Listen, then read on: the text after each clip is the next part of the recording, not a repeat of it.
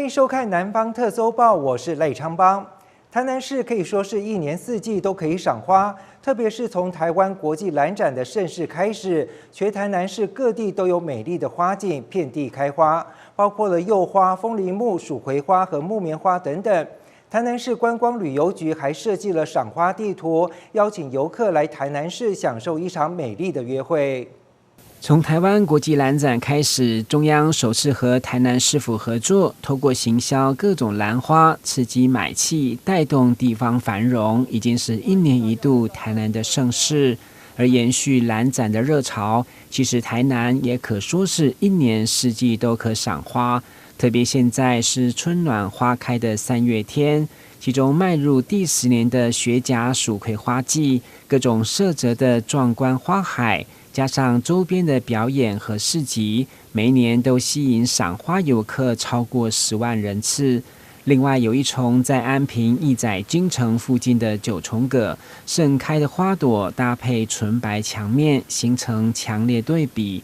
除了吸引许多民众来这儿拍照打卡，连结婚新人也选这儿来取景，成为私房景点。观光旅游局邀请游客来台南享受一趟美丽的约会。春暖花开百花齐放。那在台南除了3月初的这个国际兰展之外我想在很多的有特色的地区，有这个木棉花道，也有这个黄花风铃木、红花风铃木，还有很多的这个九重葛，这个百花齐放那非常的这个赏心悦目那也欢迎大家来台南，记得春天来台南赏花、吃美食、逛古迹。除了局长所邀请的赏花游程，台江山海郡绿道也有台湾苦练的行道树。社区大学台江分校展开育种工作，希望未来这整排的行道树都将成为台南最美的风景之一。记者郭文吉台南报道。另外，高雄的国际观光也有大跃进的表现。在高雄市观光局和我国驻匈牙利代表处携手合作之下，将左营莲池潭龙虎塔的美照刊登在匈牙利最大的旅游杂志《世界旅行家》的封面上，为高雄在欧洲的观光市场上增强了宣传的力道。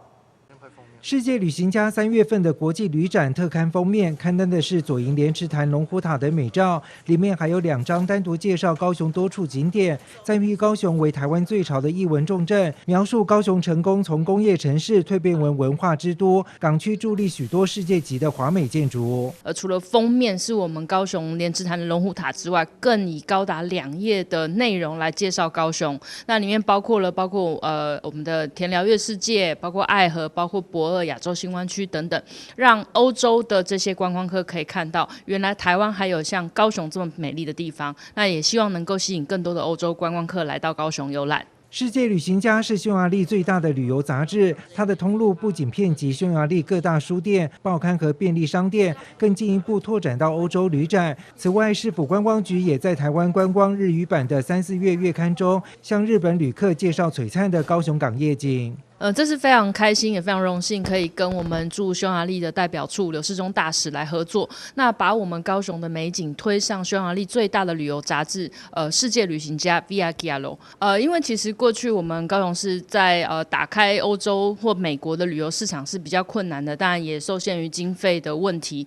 那这一次也透过驻外代表的这个协助，那让我们可以以高雄的样貌展现在欧洲的观光客面前。另外，为了抢攻后疫情时代的国际旅客商机，市府观光局和高雄参旅大学合办导游职能加强训练班，透过这一次课程提升各语系导游接待能量，接轨后疫情时代国外旅游市场趋势和防疫措施。然后甚至呢，老师们也会带着这一些已经有专业证照的导游，实际的再走一遍。那最重要的是，也让这些因为睽违疫情3年的这些导游们熟悉我们现在高雄最新的观光景点，包括亚洲新湾区，包括很多不一样的景点，新的服务的提升。市府观光局表示，高雄有热情璀璨的阳光、多元丰富的人文和自然景观，对欧美观光客非常具有吸引力。为推展高雄国际观光和欧美旅游市场的能见度，观光局也积极寻求行销宣传新通路，努力开发旅游市场。其实欧洲人啊，他们非常喜欢阳光，喜欢晒太阳，甚至天体营啊，就是喜欢沐浴在阳光下。那特别是高雄市有山海河港，而且我们有一年四季都有灿烂的阳光，所以其实是非常非常适合欧美的旅客来到高雄。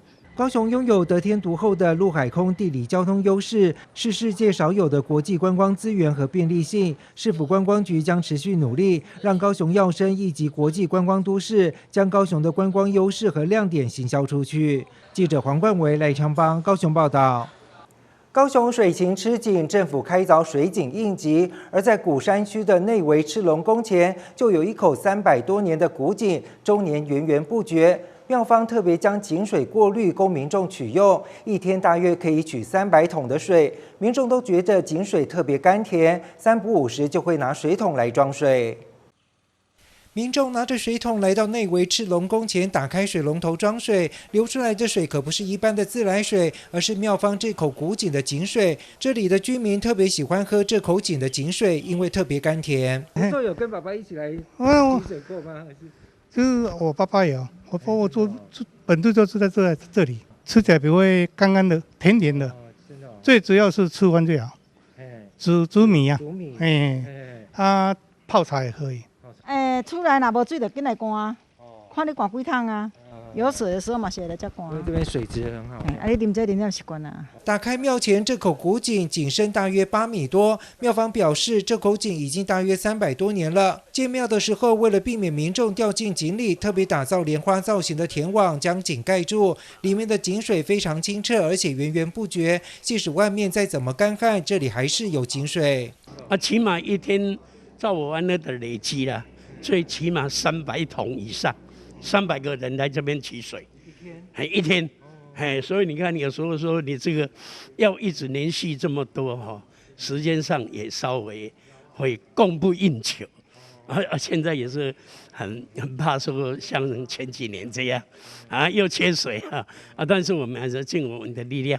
这口古井的井水非常甘甜，符合饮用标准，但庙方为了更确保水质，还特别将井水再经过过滤，引到水龙头里，方便民众取水。民众也随喜投几个铜板，感谢庙方提供好水。这口井拢天然的啦，我们经过每工店经过滤水，经过熬上，阮用盐巴消除，经过熬，再经过给提供给人老百姓，让人去饮用。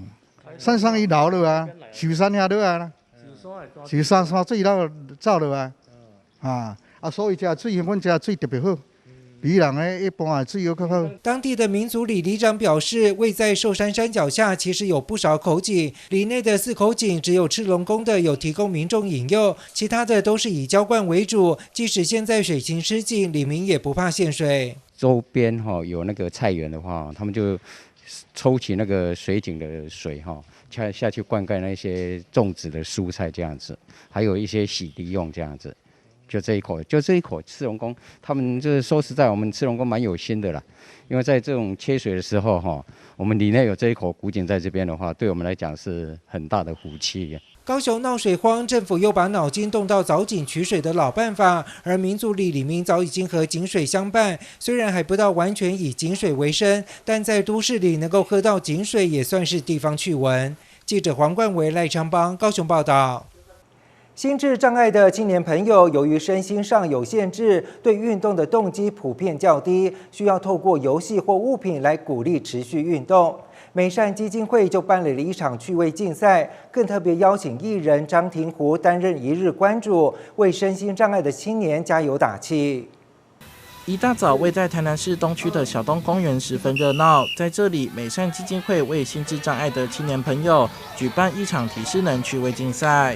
我们社会局呢，在无障碍之家里面有一个体适能活动中心。那体适能活动中心的承办单位就是我们的美善基金会。那今天呢，美善基金会邀集了脑麻协会还有白永恩基金会，里面的我们身心障碍的青年，大家一起来参加这次的聚会活动。对心智障碍青年来讲，户外的活动非常重要。美善基金会设计3大关卡，以用手抱球、跳过障碍物、双人传球以及用鼓棒夹球，借此增加他们的敏捷、反应以及平衡等能力。今天我们看这些年轻人，虽然他们的能力每一个都不太一样，不过一起玩得很愉快，比赛。这是很大的一个幸福。这场活动特别邀请到知名的艺人张庭湖，他一大早就南下，从暖身活动开始，到每一个游戏关卡，都在旁边协助这些心智障碍朋友，并为他们加油打气。因为其实之前今天会来到这边，其实之前就有跟那个美善基金会有很多的合作，所以他们这次又邀请我来陪这些小朋友们一起运动，然后我一直都很喜欢，就是陪着他们这样子一路成长、一路运动，所以对我来说，自己也是一个很棒的活动。美善基金会的孩子与神父也特别送上礼物和感谢状，感谢张庭湖的陪伴。在活动最后是由脑麻协会拿到第1名，希望透过趣味竞赛的活动，能让这群心智障碍青年朋友感觉到体适能好玩又有趣。记者杨胜怀台南采访报道。高雄小港区青山国小的幼儿园因为班级数增加，学校评估游戏场的场域太小，游具也需要更新，就向市府教育局争取经费，增加攀爬网的游具，还打造了一座飞机造型的滑梯组，地垫上还会有机场跑道，让小朋友体验开飞机的乐趣。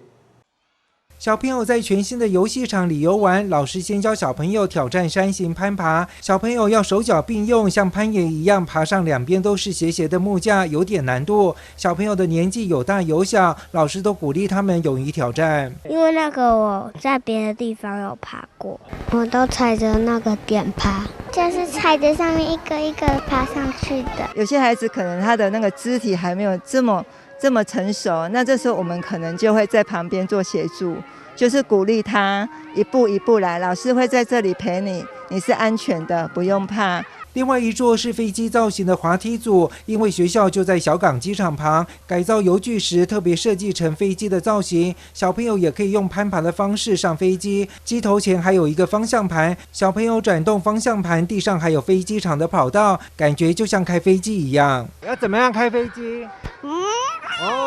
拿着那个方向盘，对不对？你想开飞机去哪里？去台北。开飞机的感觉就是，上去。飞到天空上去了。对啊。你要开去哪里？开去哪里？电滑梯那边。就是小朋友之前在等的这个新的游戏场之后就已经很期待，他们就是说他们等不及要来玩。青山国小附设幼儿园从109学年度新增设2岁专班之后，学校就评估游戏场的场域大小，并且改善游戏场的地垫和充实游具。在市府教育局专款补助下，特别加强场域的安全性，让小朋友可以放心的游玩。那特别感谢教育局在这一次会心之下，让我们整个学校又崭新的设计，透过临近飞机场，我们以一个翱翔起飞的意象，让孩子能够就地体现。园方表示，现在外面有许多共融公园设施，所以在规划时特别参考小朋友的兴趣，才增加了适合发展大肌肉的攀爬游具，让小朋友一边玩乐一边增强体能。就现在小朋友的就是大肌肉啊，就是实在有时候他们的力气都不太够，那所以我们这次就特别申请了，就是有关于攀爬的，让他们有攀爬架、有绳索网，然后有一些开飞机的一些，就是让他们增进大肌肉，希望他们能够透过这个游戏设施，然后就是增强他们的那个健康这样子。除了公园的游戏场之外，学校的游戏场也是小朋友的玩乐天堂。青山国小幼儿园选择攀爬功能的游具，训练小朋友的体能，让游具不只有玩乐功能，还有体健功能，一物两用更超值。记者黄冠维、赖昌邦高雄报道。为了回馈地方，中嘉宽屏3冠王双子星从今年2月开始，以提升长辈的创造力、自我价值和社区参与度为目标，与台南市中西区5条港里合作，展开系列活动。其中舞蹈 MV 班已经完成拍摄，作品预计在3月底在台南市的第3公用频道播出，而创意摄影及媒体教学班目前正热烈展开当中。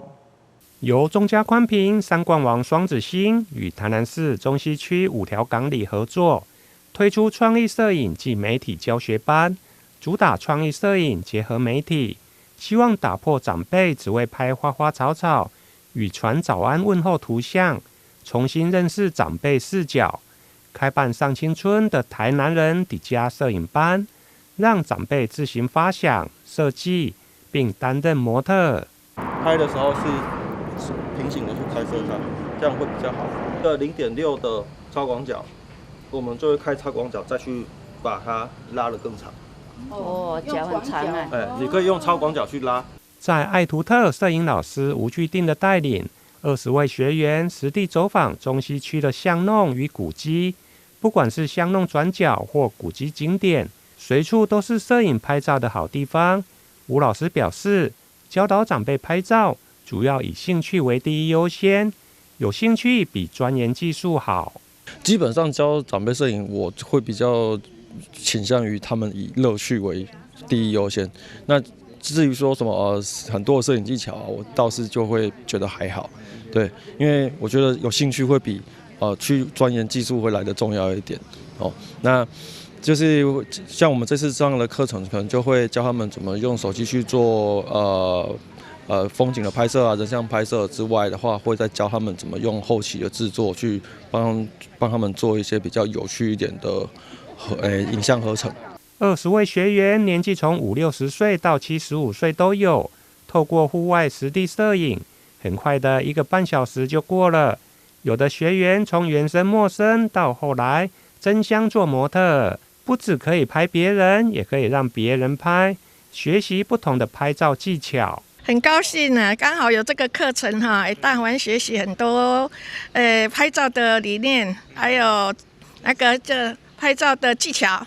因为我对拍照很不灵光，不太会拍，所以就想来学习。对。哦，那个技巧美感真的很重要。对，老师都有说到重点。每位学员都有不同的风格与创意，最后还将在社群平台或通讯软体分享，让每位学员都收获满满。记者李银根台南报道。高雄市苓雅区卫武里有一间传了3代的客家小吃店，第2代的妈妈原本不想再经营下去了，但儿子仍坚持要把妈妈的好手艺传承下来，就自己出来开店，一开就开了14年。特殊风味加上用料实在的客家咸汤圆和麻酱面，让人一吃就上瘾。走进苓雅区卫武里的卫武咪咪村，立刻被一栋一栋大片的彩绘壁画给吸引。在巷弄看壁画，看到肚子饿了，不少人会闻香来到这一家客家小吃店内用餐。香气逼人的麻酱面和板条都非常好吃。住附近，然后顺便看一下壁画。这麻酱面是很香，它的肉燥很特别，算是客家的肉燥。就是有一个特别的香味。客家人比较很会做啊。这是我们客家咸汤圆。另外，包着满满猪肉馅的客家咸汤圆也是店内的招牌。老板特别选用新鲜的猪肉和油葱酥拌炒过，再包进糯米皮里，又油又香。还有多样的卤味切料，让人一口接一口吃不停。卫武里里长和里民更是3不5时就来这里用餐。猪肉炒油葱酥，拌一拌虾米。拌一拌再去包。嘿，自己做的呢，妈妈做这样子，儿子卖这样子，真的是正宗的，所以与众不同，跟一般的咸汤圆不大一样。懒得煮饭就来这边吃。老板的料理好手艺是在屏东内埔老家时跟妈妈学的。妈妈原本也是接手姑妈的店，经营一段时间之后也想收起来不做了，没有想到儿子愿意接手做下来，从老家搬到卫武里开店，一开就开了14年。从小看到大，妈妈现在退休，我就自己来高雄创业。还有休假的时候，他都会帮忙做，就一直学到最后，我想收摊不要做了啦，也蛮辛苦的啦。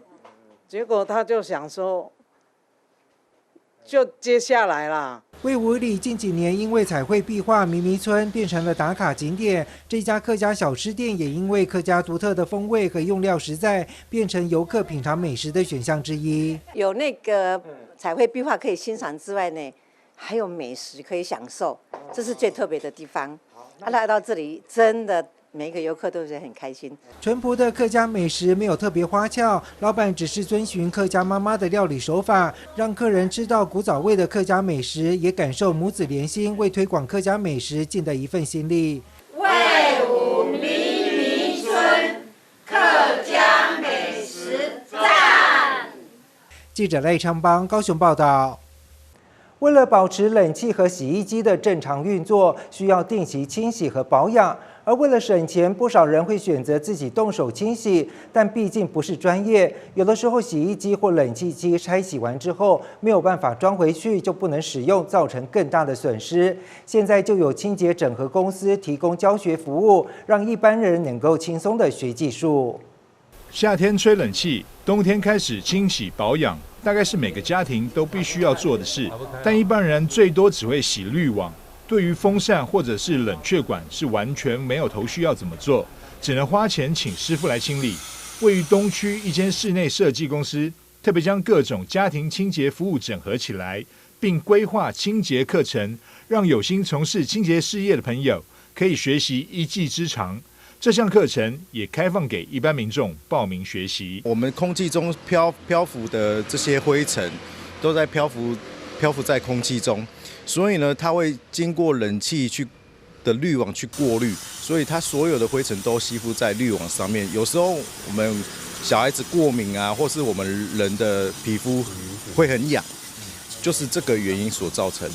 所以说，我就号召了我身边的所有朋友，我相关的一些资源，来做一个整合。然后我是期望说，大家可以有一个良善的学习环境，大家都可以学习得到这一门技术。本业是室内设计，而为什么会想将各种清洁业务整合起来？陈庆晃表示，居家清洁产业从2010年到2023年这之间呢，发生了盗斧清洁偷窃案，比例非常高。所以有鉴于此啊，我们才会想要来开办这个课程。一方面想要整合这些我们的清洁产业的人员的专业素质之外，也可以同时开放给一般的民众来学习，我们在打扫的时候应该可以怎么提高效率。陈庆晃说，创业多年，看过不少清洁公司因为人员素质不同，时常发生违法事件。他深知要改变这个状况，必须要从教育做起，所以开了这间结合共创清洁经营顾问公司。而这种经营模式也是全台首间。目前他们也有在全国各地开办辅导课程。记者张硕维台南报道。马赛克灯拥有5000年的历史，是土耳其当地极具有特色风情的艺术品。在高雄左营区有一间手作教室，带领客人以拼贴的方式，用手割玻璃和珠子，打造出独一无二的马赛克灯。店内各式各样、五彩缤纷的艺术灯，仿佛进入色彩斑斓的土耳其世界。土耳其蕴含深厚的文化底蕴，从食物到用品都极具浓厚的特色风情。在高雄左营区一间手作教室，带着客人进入土耳其数千年历史的时光隧道，用一片片色彩绚丽的玻璃片，打造出属于自己的土耳其马赛克灯。那在土耳其当地呢，我们会使用非常彩绘缤纷的马赛克拼贴来呈现它文化的特色。那这个土耳其马赛克灯呢，它是追溯于大约5000年以前。像说一般呢，以前呢是有宫廷。有皇宫、有教堂、有清真寺，甚至比较古老的一些建筑物上面，那都可以看到土耳其这种马赛克的灯具。那另外有一种呢是土耳其的马赛克的这种瓷砖的拼贴，它是呈现在哪里呢？皇宫的外观，这是墙壁的部分。那在土耳其当地，我们会使用这种非常不同的颜色、彩绘缤纷的马赛克拼贴来做这个土耳其的马赛克灯。随着5000年的历史发展，马赛克灯也变化出不一样的造型。客人可以根据自己的喜好还有需求，选择最适合自己的灯座，创造独一无二的装饰品。这是我们的那个花灯，台灯跟花灯的差异呢，它是在于它的高度不同。对，那另外呢，很具有特色的是，这个是我们算里面人气最夯的天鹅灯。哦，那因为天鹅的部分它本身会晃动，所以感觉很浪漫。那外加呢，如果是做一组的时候，它会像一个爱心的感觉的呈现。那最后呢，是我们的这个是我们的月亮挂灯。月亮挂灯呢，它本身是最大气的，因为它的这个灯座是最大的。那最近就是刚推出的这个是我们的露营灯，它是非常的夯。这个是您不用插电，它可以带着就走。因为在土耳其当地呢，他们就是家庭式的活动是非常居多。那这个是没有任何一条线，您可以骑着就走，非常方便。透过玻璃和珠子的排列组合，苏老师说，来访多次的客人每次都有不一样的发挥，反映出不同阶段的心情，是一种抒压管道。客人可以拼贴自己想要的图案，或是选择土耳其的代表图腾和颜色，做出最传统的味道。那我们会有3种基本的形状，那分别会三角形、正方形跟菱形。我们呢，另外会提供3张不同的图卡，让学员们来做一个参考。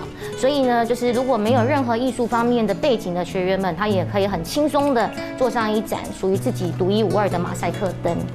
那图卡上面呢，它是非常就是最具有土耳其特色的是这个图腾，因为土耳其的国旗它是月亮跟星星的延伸，那会有看到说，很多图腾它都是这个星星的延伸开始。拍一张美照，那如果你记得的话，简单好上手的拼贴，加上每个人独特的创意，接上电源，透亮的光晕散发出异域风情，是马赛克灯的迷人之处，宛如身临其境一般，走进五彩斑斓的土耳其世界。记者萧怡轩、李凡飞高雄采访报道。以上就是今天的南方特搜报，感谢您的收看，我是赖长邦，我们下次再会。